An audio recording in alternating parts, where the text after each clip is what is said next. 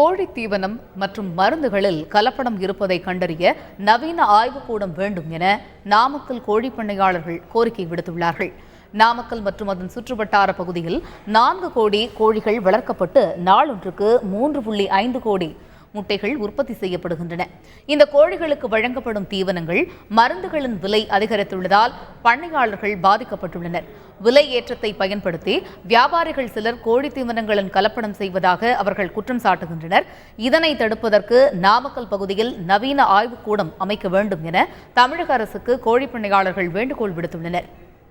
அரிசி கொரோனா அது உள்ள மெடிசன் எல்லாமே இன்னைக்கு மேக்சிமம் கலப்படம் அதிகமாக இருக்குது.